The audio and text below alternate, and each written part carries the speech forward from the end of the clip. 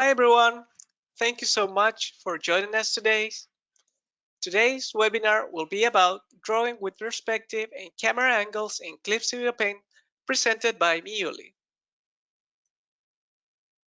Before we begin the webinar, there are some housekeeping items that we'd like to go through. The webinar will be approximately 1 hour long.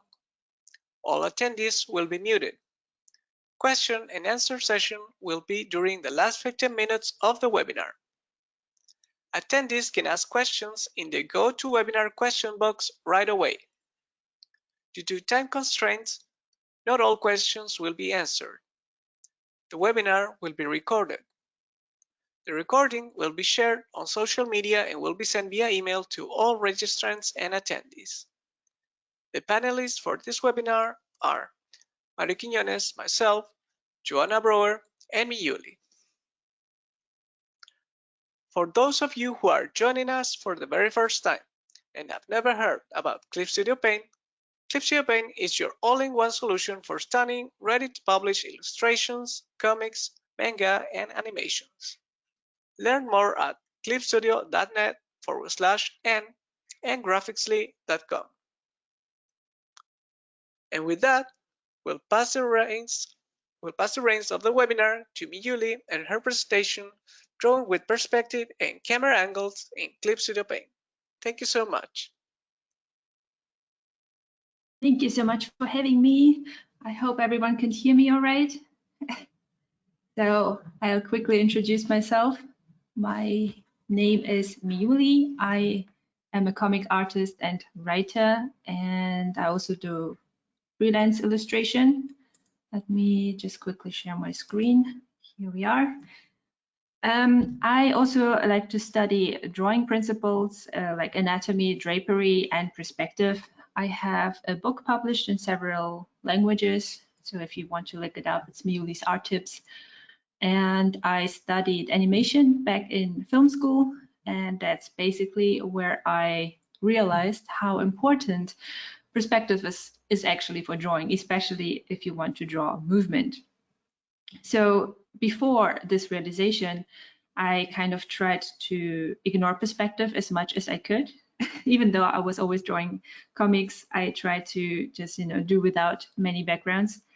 But then I realized that perspective is not just backgrounds. Perspective is basically everything. It's organic thing. It's characters, and especially characters. So today I wanted to talk about, well, first I want to kind of reintroduce or just freshen up general knowledge on perspective, talk a little bit about different types of perspective, and then finally talk about drawing characters in perspective.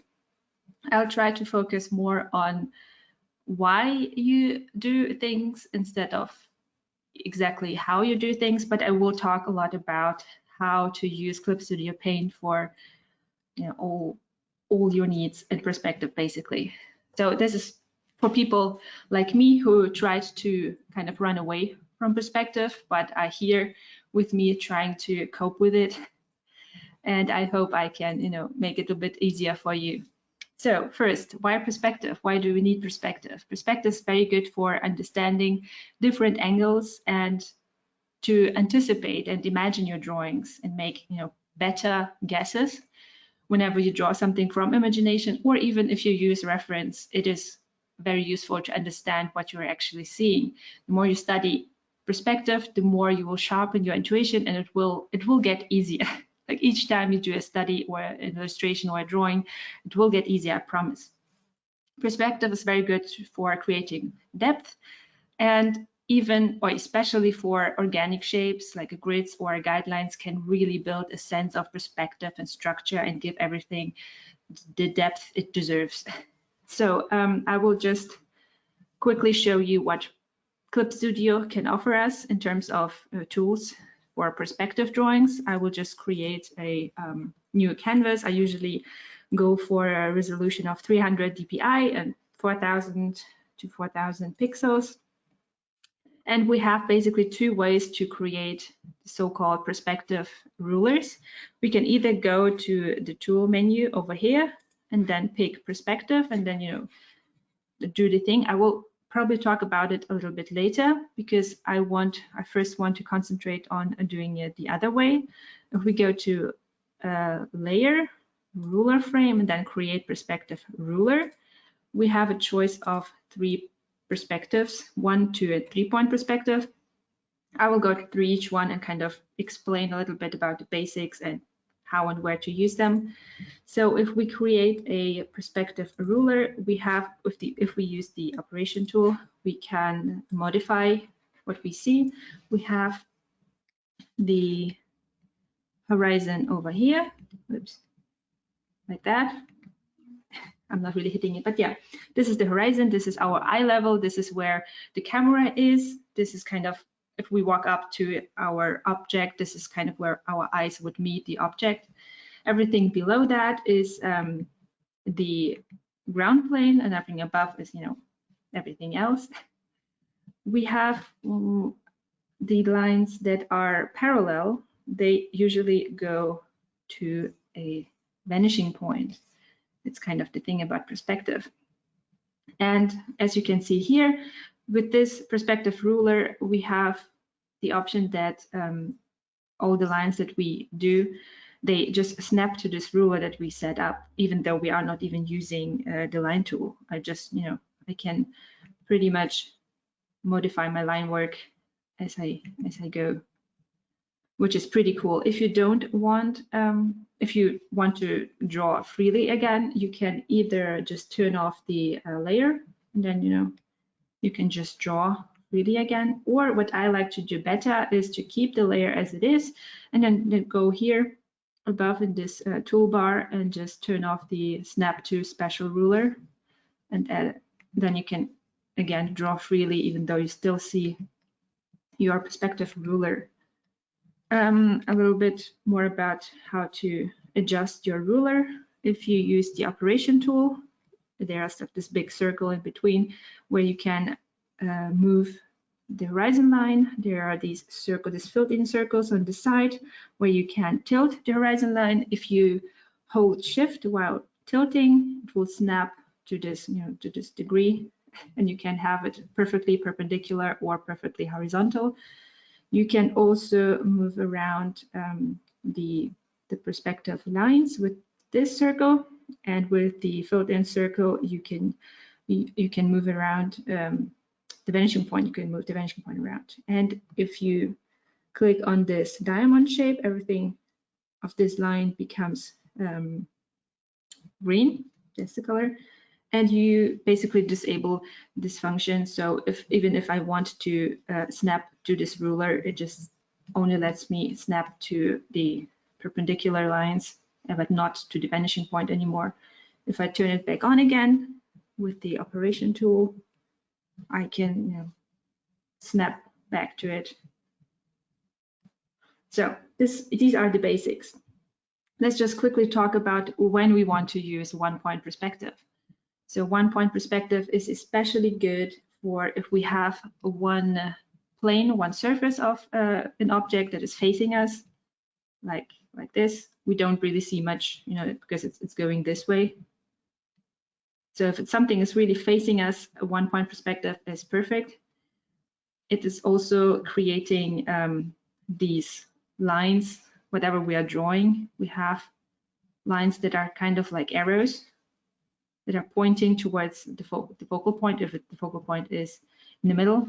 I have a couple of examples over here from movies, where movies like to use such a thing to create patterns, for example, or like a tunnel kind of pattern, or kind of have a character in the middle and in the foreground, or the character can face us or face away from us, and we know that this character is important. We can indicate hierarchy, or we can also, if there's a lack of character, we can show that something is about to happen there, like the viewer is automatically drawn to the middle, like to the vanishing point. This is mostly what the one-point perspective is used for. It can be very, very good for composition, very dynamic. If you use it without much intention, it can look a little bit out of place, sloppish, or even flat.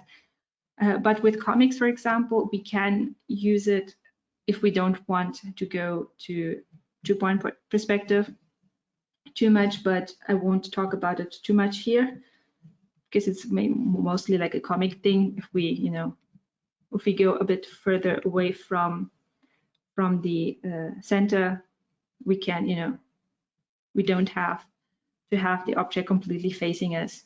But if we want to show two sides of an object, it is way better to use the two-point perspective, and we can create it the same as the one-point perspective, but here choose two-point perspective. Here's some additional points how to use it. We now have two vanishing points. If you have the fixed eye level enabled, then you can move around these points on the horizon. If you check it off, the fixed eye level, then as soon as you move the vanishing point, it will move your horizon, which you might want or might want to avoid, depending on your needs. Also, you can turn on the a grid, which can be very useful if you need, for example, things that are the same distance away. You don't have to measure everything now. You can just follow this grid. You can also adjust your grid. If you go here with the operation tool, you go on the ruler sign here, and then you can, if you under grid, you push the plus button, you can adjust the size of the grid, which is super useful. So about two-point perspective, a very common question is, how do I know where to put my vanishing points, right? Like how close together should they be? How far apart they should be? In real life, that basically depends on which lens you are using, and I guess computers have ways to calculate that, but we don't want to calculate things here. We just, I think, simple like guidelines or pointers will give us enough information to kind of answer these questions for us. So there are 2 points that you have to keep in mind when you decide where to put your vanishing points, perspective vanishing points. First, you have to think about how much the object is facing you. If it's facing the camera, the viewer, then you can be sure that one of the vanishing points will be pretty close. Like if we have, something here, it is facing us more than if we put it a bit further away from the left vanishing point. Then you can see it's kind of this block is not really facing us that much anymore. However, the other surface is getting in our view because we are getting closer to the right vanishing point. So this is the first point you should consider, like how much one of the planes of the object is facing us. That's how you know that one of the vanishing points has to be close.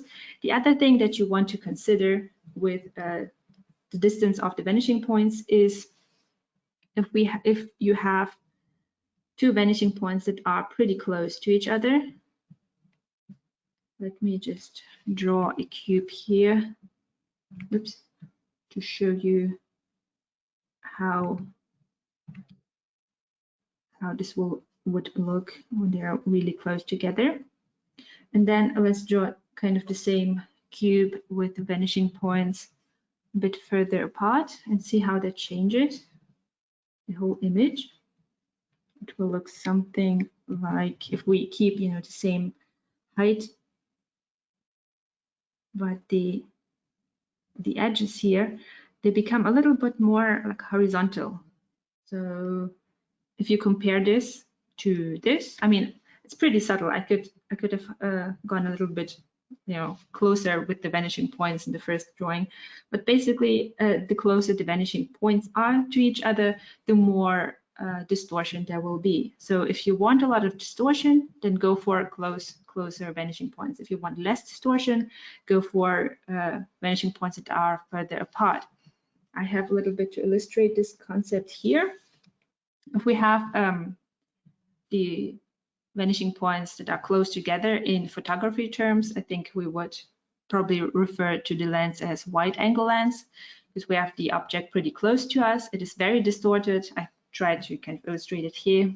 And a long lens is where the camera is further away from the object, and so the object appears to be much less distorted, and the vanishing points are much farther apart. Here are some other examples where you can even make it a bit more extreme. If we have something that is really a part of the body that is really close to the camera, like the hand or the foot here, then it appears extremely big, so it's pretty distorted. And it really depends how much distortion you want. You want less distortion if you have, for example, a scene where you just want to show the character, or if you want to design the characters, or if you have a pretty calm scene. If you have an action scene, or if you want to use more angles, more dynamic angles for composition, you probably want to go for a wide angle lens. It really depends on your intention. I have a couple of examples over here from movies. Movies usually use a two-point perspective, generally to show two sides or even two characters to a story. That is quite useful if you don't have one character in the center, but it's more about the conflict between characters or the conversation, the dialogue between characters. It is also very popular in paintings where we are not restricted by camera lenses, so you can experiment with it a little bit and see how much distortion you want. And it's mostly up to your own taste, your own aesthetic taste. If you are doing it in art, you can really go all nuts and see, how far you can push things if you really want to. So let's continue with the three-point perspective. So if a two-point perspective is good for showing two sides, three-point perspective is obviously good for showing three sides, you know what I mean, right? 3 points is for 3 sides. So we just make another perspective ruler just like we did before, but now we have an additional vanishing point over here. So when do you want to use 3-point perspective? First, of course, you can use 3-point perspective with your horizon in the picture, but this will definitely get you some very distorted results. So I think in this example, we have below, in this example below, we have the horizon is still in the picture, but it is the object is going pretty far to the top, so we have a low angle view on it, so it appears very distorted. So if we were to draw a cube here, for example, it would be pretty distorted if we would see the ground plane and the sky at the same time. So if you want even more distortion, you can use 3-point perspective and show your horizon line. But the most popular use for 3-point perspective is when the horizon is not even in the picture. So it's way here below, and the third point is somewhere above. It gets closer. The point, again, the vanishing point gets closer the more the object is facing us. So if the object that you want to draw is right over our heads, then you want the vanishing point to be pretty close to that object. But if we draw the cube that we have drawn before now, we will see that we can see 3 sides of this cube. We have this side of it, the under view of it, and the right side. So we can create with 3-point perspective, we can create a high angle or a low angle view. I have a couple of examples over here. We have that quite a lot in movies because a high angle and a low angle have quite a lot of narrative uses. For example, if we have some kind of fight scene, we can show which of the characters is dominating the fight, or which of the characters is in trouble, which of the characters might be the bad guy. We can also use it with architecture, or like when the character is looking up on some kind of building, the building will usually appear a lot more imposing, maybe more mysterious. We cannot really look around the building. We don't know what's behind the building, so it's a little bit more claustrophobic. We feel like a frog or an ant. That's why it's called frog or ant perspective. Whereas if we go for a high angle and we look down on something, then we can assume that this character is below the viewer, or maybe has, we can make some assumptions about hierarchy, or maybe this character is in trouble. This character has some kind of, worse position than the camera or than another character. We can also, the high angle is also very useful for establishing shots if we just want to show what's in the room.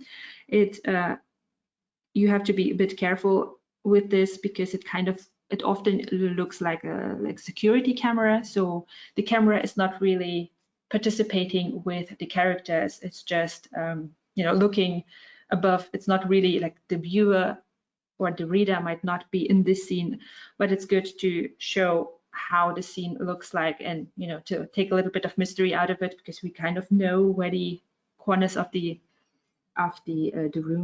room is.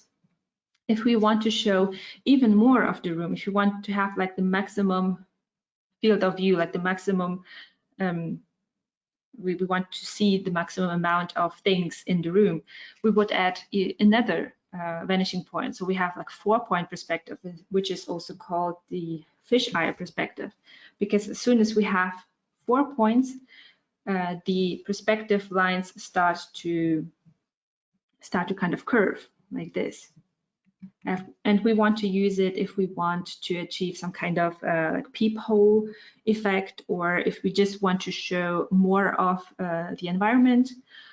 Often you can also make very nice composition with it. Like here you can frame the characters, you can see the characters and kind of the top of the library. So you see a lot of things and you have a very nice composition.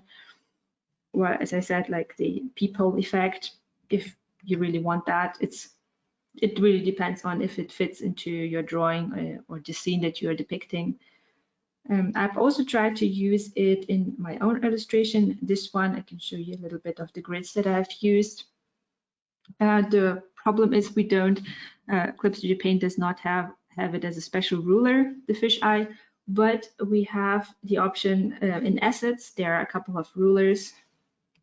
Let's go here again. I can show you a couple of rulers that you can download for free and then use with Clip Studio Paint. For example, this one, it's a fisheye perspective ruler, like pre-made. We can just use it as a grid, put it where we want it to. And this one is an actual ruler. Yeah, if it, usually it works, but yeah, this is kind of what we can use for the grid, and it's also what I have used for this drawing. I've just put it in where I wanted it, where my sketch was, and then just guessed what's between the lines, basically. Then I quickly wanted to mention the isometric perspective, which follows this kind of grid, where we have the vanishing points are so far apart that everything is parallel. So it is a kind of a very unnatural perspective, but at the same time, it shows us a lot. Like it's always a high angle, so it's very good for games. For example, we see it in the game Hades or Anno 1404, where you want to see the buildings, or when you want to see what's around you, the enemies, and so on. We usually go with this kind of perspective. I think if the angle is a little bit different, it has a different name, but let's just call this isometric perspective. You can also, it's very fitting for designing architecture. My friend Jessica, for example, is using it to design very cute little houses. You can see it on the right. You can see more of her art on artofjazz.com if you like. She breaks up this grid with a lot of organic shape, which makes it look a lot nicer and very organic and fun just to look at. So it's very recommended if you want to design a room or any kind of architecture, or if you want to make a game. It's also a very good possibility for that. So lastly, I wanted to mention the tilted horizon. So the tilted horizon is when we have our grid. when we have any kind of our grid, and then we start to, you know, just tilt our horizon anyway, you know, which is usually, which can, you know, get us into very interesting territory, but it is very good to use with intention. It is kind of popular in movies where it's, you know, often called the Dutch angle. So if you want to create, for example, imbalance, like someone is falling, or, you know, because it's a very unnatural view for us to not have the horizon perfectly horizontal. If it's tilted, and something always feels kind of off. If you want to create a more dynamic scene, like as I said, someone is falling, it's like perfect for that. Or we have on the right, we have also like just a view of the city. I think it's from Take on Concrete, where the characters are jumping on roofs. So we still have this jumping, this imbalance kind of thing going on. So it's perfect for that. Or I just quickly wanted to mention this example from Road to Perdition, where the horizon is tilted like very, very subtly. It's like it's not perfectly horizontal. It's just a small tilt, which I thought was very genius to use it here, because it was a very like happy scene. It was a scene where you thought, as the viewer thought, like everything's fine. But then came this frame where the viewer might not even notice that the horizon is not perfectly horizontal, but something starts to just feel off. And this is the scene right before something bad happens to the character, so that the viewer can already have the sense that something is off, something is wrong. So this is, I think, this is one of the best uses of the tilted horizon. I have tried to use it myself in a recent illustration. I want to show you here. I have, as you can see, also tilted the horizon, because I also have like a few rooftops that the character would like run around, and it would create a little bit of imbalance and, you know, make it a bit more fun and almost a little bit dangerous. Yeah, this was kind of my intention with this. So finally, I can talk about characters with you, how to draw characters in perspective. I have a couple of pointers for that. I will try to go over them. I have already prepared something because I know we don't have a lot of time. So like a good cooking show, I have a lot prepared. If we have a character like facing us, for this particular image, probably just a one-point perspective would be completely fine. But what I like to do is always look for parallel lines that we can find in a character drawing. For example, we can have parallel lines between the eyes, for example, or between the shoulders, or between the elbows. In this position especially, I'm not talking about any, you know, fun twisty position. But if we have this, you know, resting position, we can have a lot of, we can summarize a lot of distances with a line. We can pick the knees, we can, but it's not super horizontal. The knees, the ankles, the feet, we can, you know, choose anything that is parallel. The good thing about that is that if the character is in a different perspective, if it is in a perspective where we see more than one side of the character, we can still look out for those lines that we found before, these parallel lines. So like these, you know, between the shoulders and between, I don't know, between the nipples, between the elbows, between the wrists and the knees and feet. We can, you know, if we have already something that we want to analyze, we just connect these dots, and then we know that these lines would lead to a vanishing point. And then we have, and since we have here another side of the character, we can do the same on the side, which is a little bit harder. Then the only line that I'm really confident in is connecting the top of the ear with the eyebrow. So we have this line, and the rest we kind of have to imagine as though the character would be in a cube. So like we would probably have these kind of lines. And with this in mind, we can already kind of create a cube around the character, which is super useful if we want to put the character into a perspective.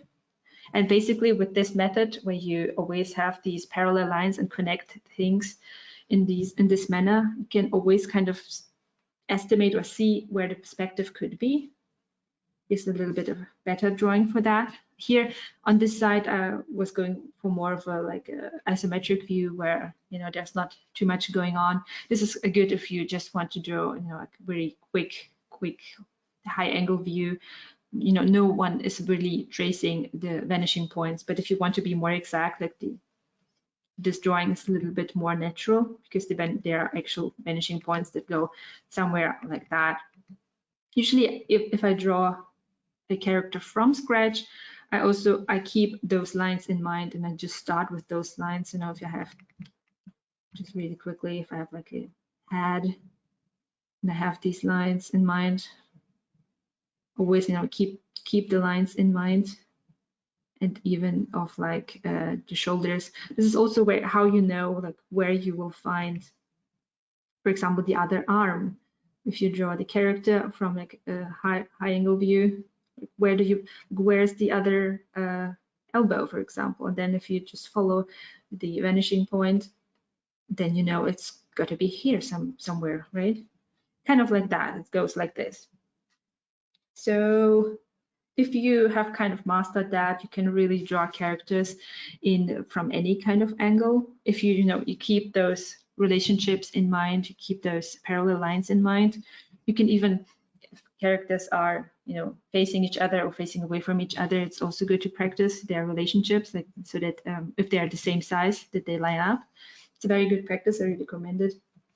And then if the character starts to twist and kind of change their position, you can kind of also, with the neutral position in mind, you can at least understand a little bit what's going on here, and, you know, create new parallel lines that always go to the same horizon. And it's incredibly helpful if you, you know, always try to imagine the character in a box. So the problem, of course, with drawing characters is that there are many complicated shapes.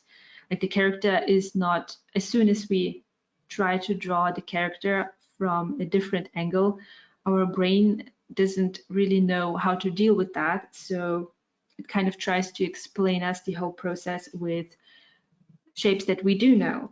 Like here, for example, we start to imagine everything as a cylinder.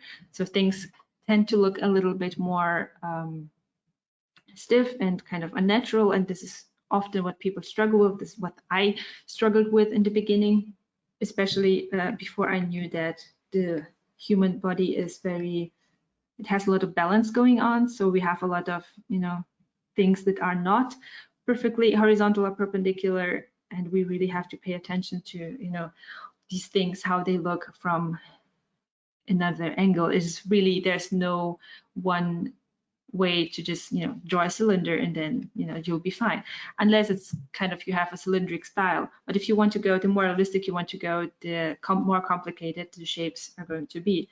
What I thought was kind of helpful to me is just to consider that there are planes in the body, or in any object really that you're drawing.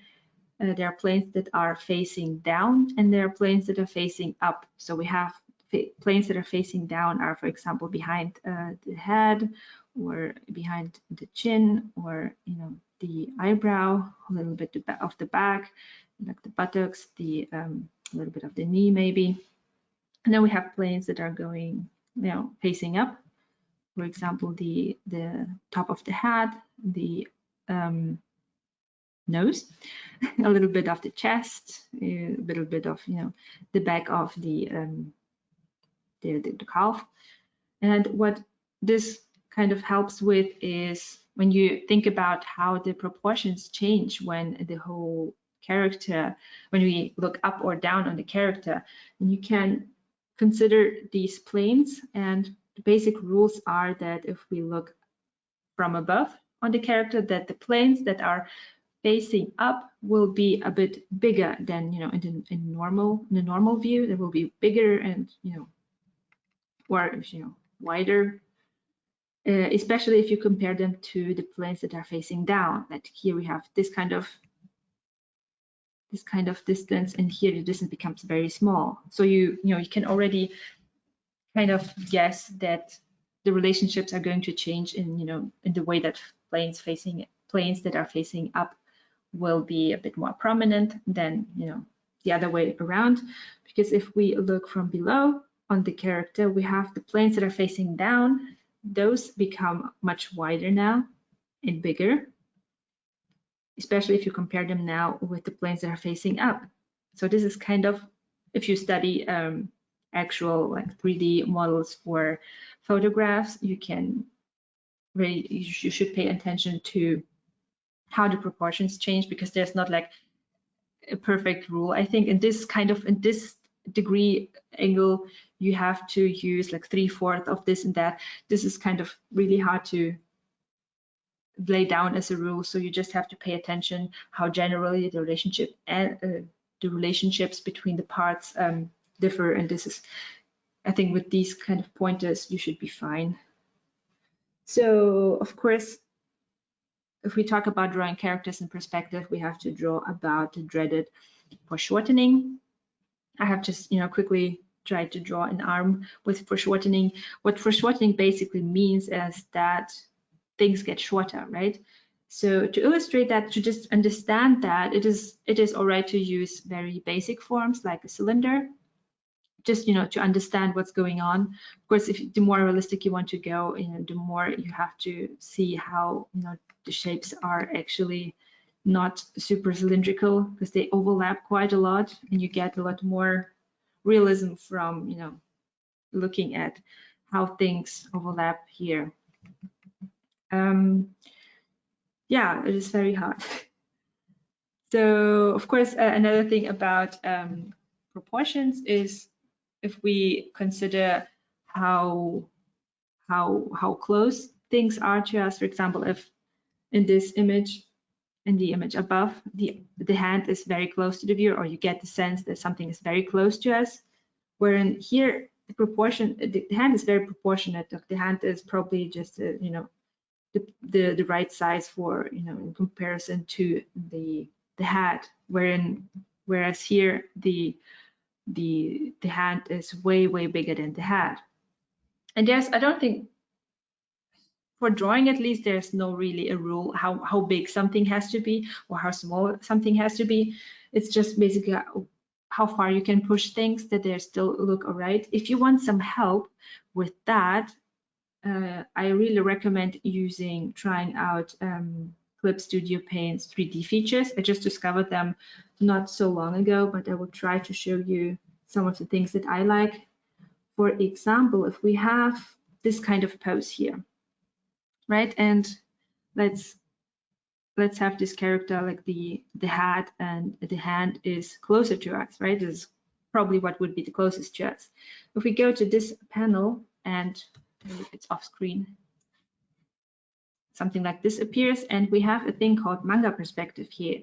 If we turn this on, we can push a couple of shapes that are closer to the viewer and make them bigger. This is, just to illustrate how things could work. You can play around with this just for your understanding how things work. I really like this feature, just to play around and maybe see how much you can still push the shapes or the body parts.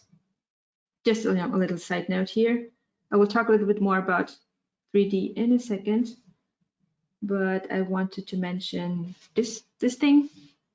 If you do have like a character who is just standing there maybe, and you have established your perspective grid and your perspective lines, but your character still looks kind of flat, there are just a couple of little tricks that you can make. You can integrate in the pose maybe to make everything look a little bit more three-dimensional and have a little bit more depth.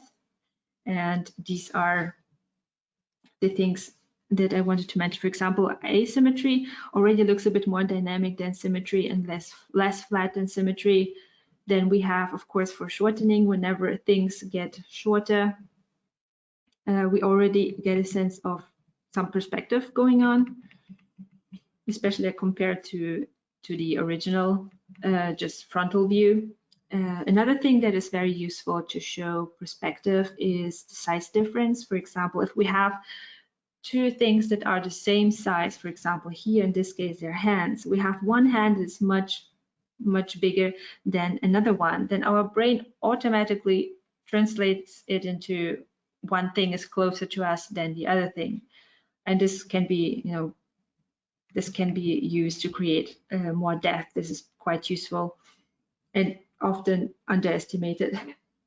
Then we have, if we want to show like depth, if we want to show depth, we can show a bit more than one side of the character by, for example, twisting the character.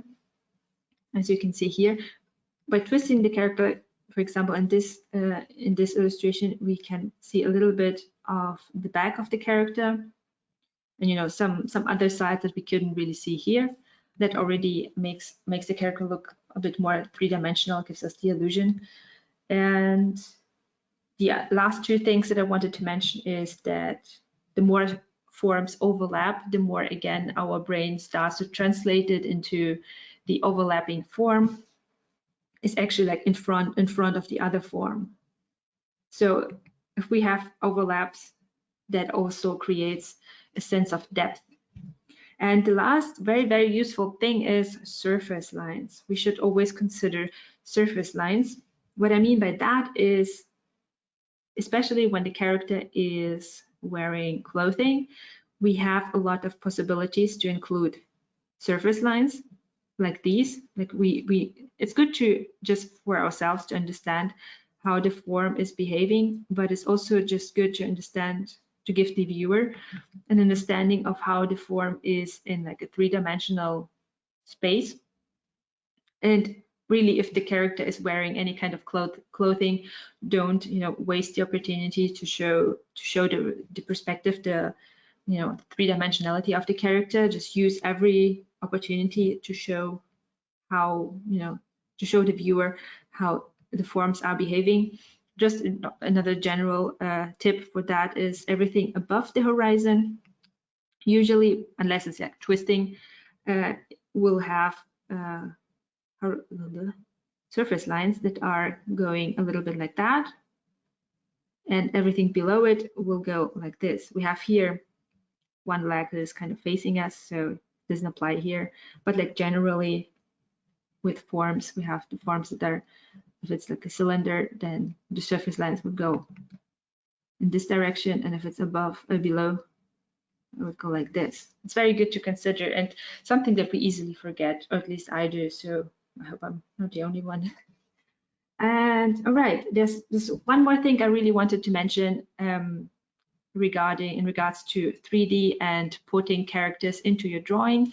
I will borrow a painting by Angiolo D'Andrea, because it's very good to illustrate what I mean.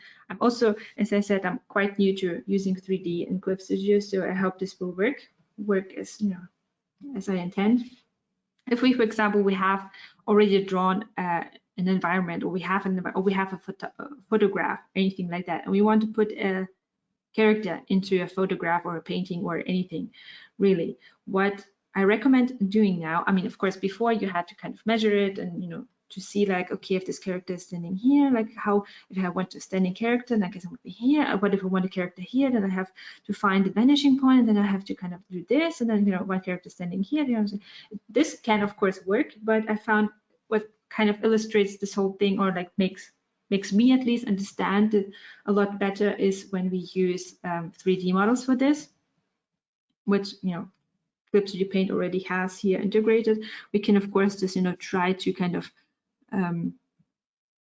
to do it ourselves and like put the character somewhere into this background. But what works even better is if we go to the ruler here, and then we have basically our perspective ruler, just as I explained in the beginning. We also have the grids that we can turn on and off. Let's just turn them off for now. So let's see if this works. Now the thing we have to do, we pick our operation object tool, and we try to adjust the perspective lines to this drawing or to a photograph or to any kind of background that you want your character to fit into. We try to kind of, oh, we have the eye level fixed. So we unfix the eye level, and now everything is a bit messy already. let me go a few steps back. Okay, eye level is unfixed, so we can have a little bit more control over this. Then we try to align everything. Whoops. So I bet with a bit more practice, things get a lot quicker and smoother, but I really wanted to show you this kind of feature because it can be quite useful if you get it right.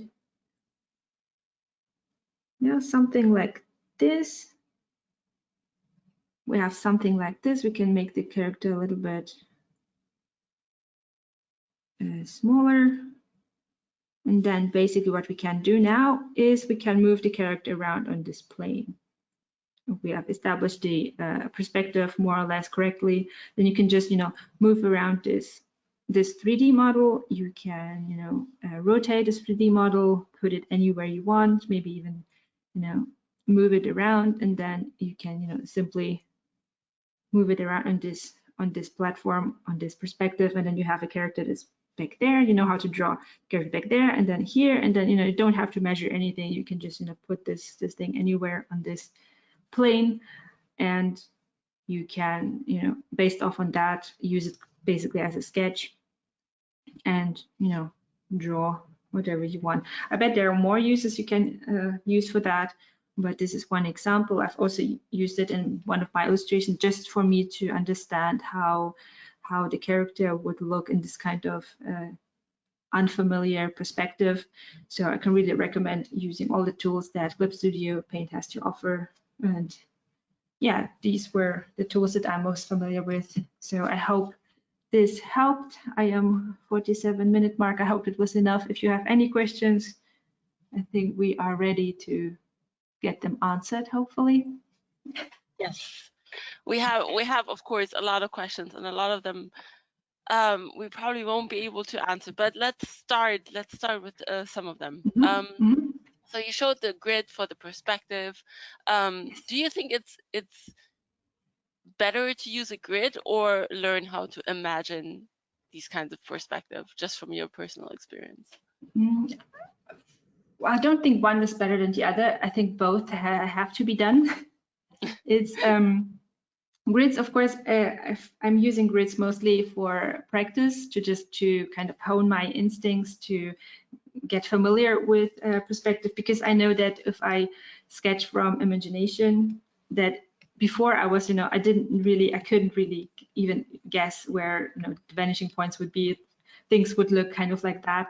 But the more you use grids and the more you get used to using grids, you can, even if you do like freehand drawings, you can kind of estimate a lot better where the perspective, the vanishing points, anything would be. So it's really highly recommended for that kind of thing, So yeah. So we have these wonderful cubes now. Can you check? Can you just to show once more, like how you would put the perspective ruler, for example, above those? Just where to find it again? That's a good point. Actually, I kind of forgot to mention that again, because I always talked about like going to layer, ruler frame, and create perspective ruler. But what I have discovered recently is that I usually, now that I have a bit more of a better sense of perspective, I like to just freehand sketch whatever I want to do, even if it's like a character, and then we kind of in the background do anything. Let's just stick with this cube. And then I have a sketch, and then what I like to use is actually the subtool, like the perspective ruler from here, because here I can, without already having a perspective ruler, I can just go and build my own perspective ruler by just, pulling the perspective lines where where my cube would probably, where I intended when I sketched it. Somewhere around this, and then I can do like another pass, another sketch with like way more accurate lines. And this is kind of what I would recommend if you already have a sketch, or if you have a photo or a 3D model that you kind of want to build off on. I would rather use this tool instead of going and building and then adjusting things, like fumbling around. This is, I find, a bit quicker. Yeah. Okay, great. and you can really see it's like where the perspective was just a tiny bit off as compared to when you put the ruler Exactly. in the, Yeah, it's always a tiny bit off. It gets a bit less off if you guess, but with practice. But it's always, if you imagine it, it's like always a little bit, just a tiny bit off from what you imagined. How long did it take you to like understand perspective better? I'm still working on that.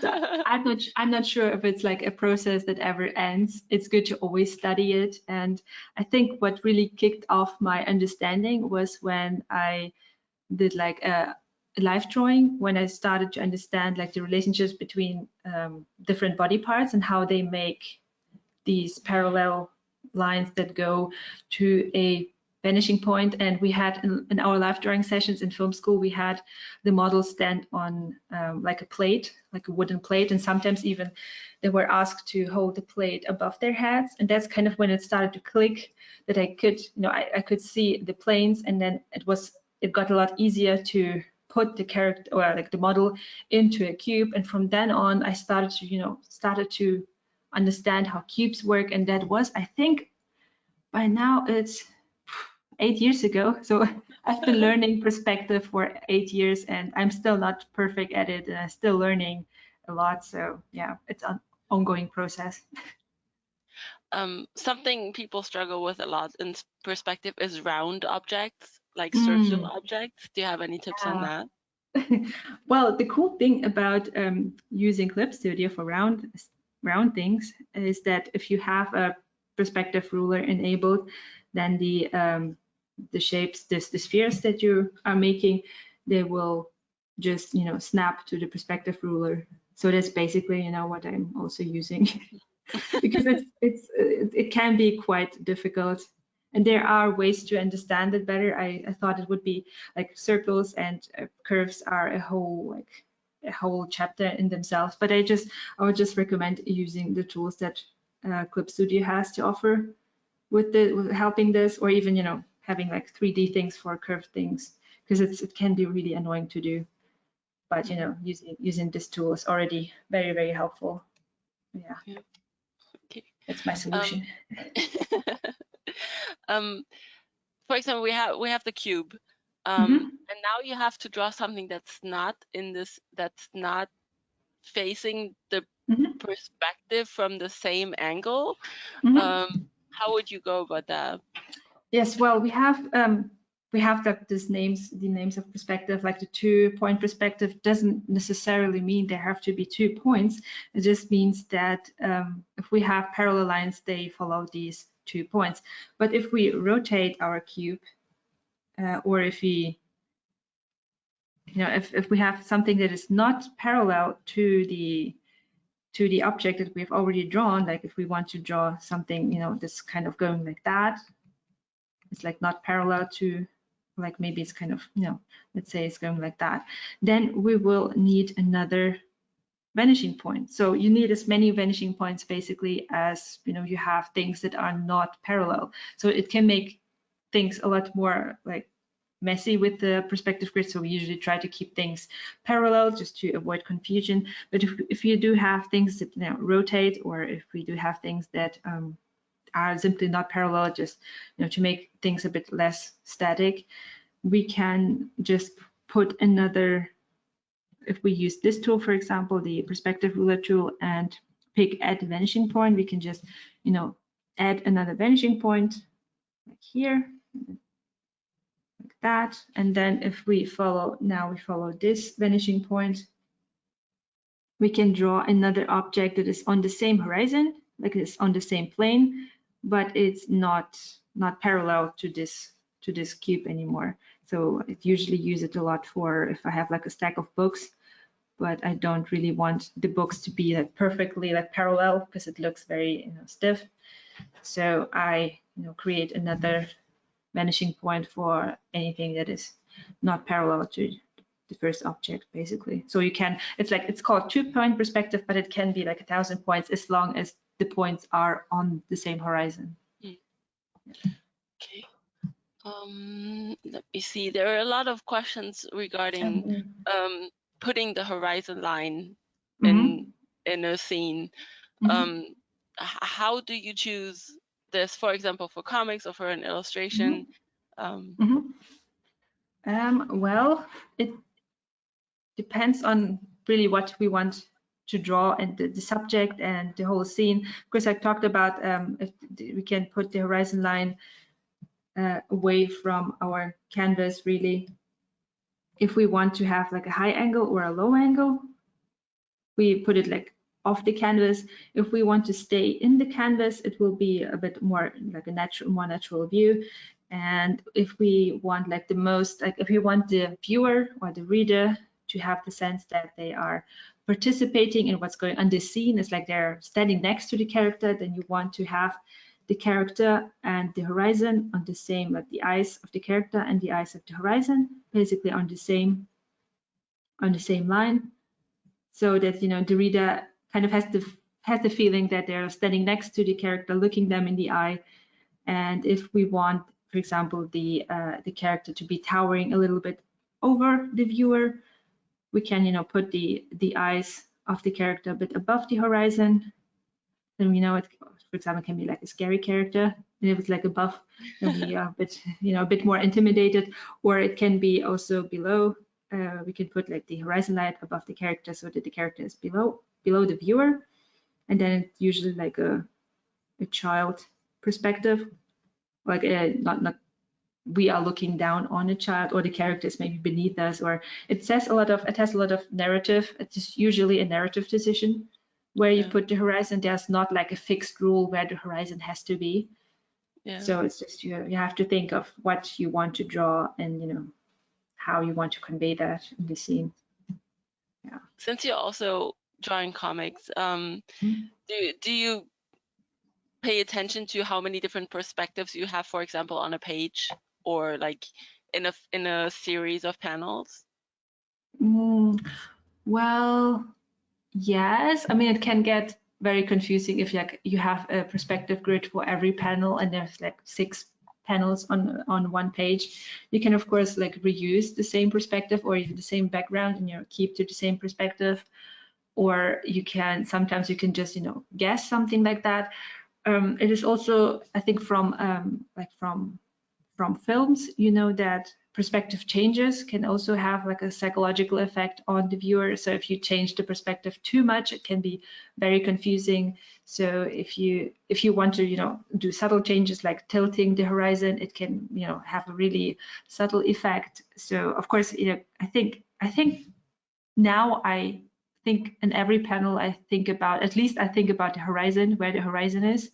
I think this is like the basic that I always try to consider. Usually, like before, when I was trying to run away from perspective, I didn't even consider that. But it's really good to at least know where the horizon is. If you don't really have much of a background behind you and you don't really need all those vanishing points, at least like figure out where you want to put the horizon, and then I would say that's usually good to do in every panel. Yeah. Okay. Great. We got another question. Could you show again where you got the 3D models from and how you place them in the scene? I will try. I can just do the same thing again. It's sometimes it's not super easy, but we have in the material palette panel, we have a couple of like pre-installed 3D models. You can also get them here with a pose. Why do I always choose this one? It happens. And it's a very complex pose. Yeah, true. If you want to draw it in a different angle, it could prove very difficult. So what you want to do then is go to enable the perspective ruler over here, because I think every 3D model has this thing, but it's usually disabled. So if you enable this again, and let's say I'm always confused by the grid, so I'll just turn off the grids and use the operation object tool to now manipulate the vanishing points. Ooh. This vanishing point is quite, I think, because the model is naturally facing us, some of the vanishing points are so far apart that they appear to be horizontal. So I will just quickly change the perspective just a little bit, just so that I know now where the perspective, where to look for the vanishing points. They're here. So we just get those perspective arms and try to make them line up with all the parallel lines that we can find. And of course, we have to turn off the fixed eye level so that we have a little bit of freedom. this is usually not, as long as we're not done, this is not like terrible what just happened.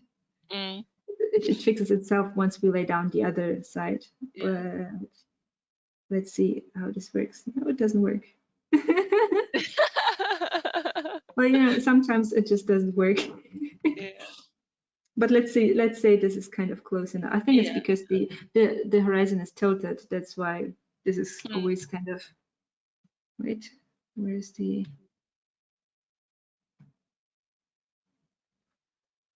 yeah, if the horizon is not tilted, I think we can work with that a little bit better. It is still a bit difficult to use even right here. The vanishing points are so far apart that I keep losing them. Yeah. Here. Now we have a perfectly like horizontal horizon, and now we can try this again. Oops. Now this should work a bit better. It's almost lined up. Yeah, just here. Something like that. Now it's lined up. Yeah. It can be a little bit fumbly, and now we can go into the actual object and start, you know, moving it around this plane. And now, you know, we know how this pose will look when the character standing over here, over there, back there, somewhere here, or just, you know, yeah, can be very useful. Yeah, thank you so much. Thank We're kind you. of running out of time, so let's do some quick questions. Okay. For one, your setup. What do you Yes. use for drawing? Just really quick. Well, I use Eclipse Studio Paint, as you can see. And I'm also drawing on a Wacom tablet, the display tablet 16-inch Pro, something like that, in whatever order. And I'm also using the remote express key for shortcuts. I also use like a keyboard for shortcuts. And yeah, I don't know my computer specs by heart, but I'm using a pretty powerful computer right now. So yeah.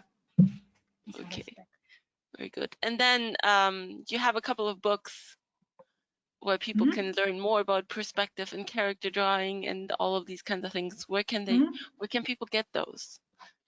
Well, the English book used to be a Kickstarter. It is now available on the website of the publisher. It's an Italian publisher. It's like Kudos Editore. Maybe if you Google like Miyuli's art tips, you will probably find your way there. It's also available on the Japanese Amazon store. If you want the Japanese version, I think it has a Japanese title, so it might be a little bit more difficult. But if you type in my name, or if you go to my website, the miyuliart.com, I think I also have an info page where it's linked there. We can, you know, buy the books if you so desire. Okay, I think we're just ready to finish off now. Is there any final thing you want to say about perspective? Well, I hope I didn't like scare anyone away from perspective, because it takes a lot of time and understanding, but it doesn't have to be scary, and you know, you can keep your like organic forms and still have a lot of fun, even, you know, with all the perspective grids. It just, you know, just don't give up. That's my last advice. Okay, very good. Thank you so much Thank for your you. time and explaining Thank everything in you. so much detail. I hope it helped. Thank you. Thank you so much, Miyuli, Joanna. So many people join us today, and they love your presentation, the way you explain things, and they love you. They love you, and they love what Oh, you're no. drawing. So you definitely inspired everyone. So You make me before we blush. go, no, the love is everywhere. So thank you so much. Before we go, let me share you one last bit of information. To learn more about Clip Studio Paint, please visit our website, clipstudio.net/n and graphicslay.com.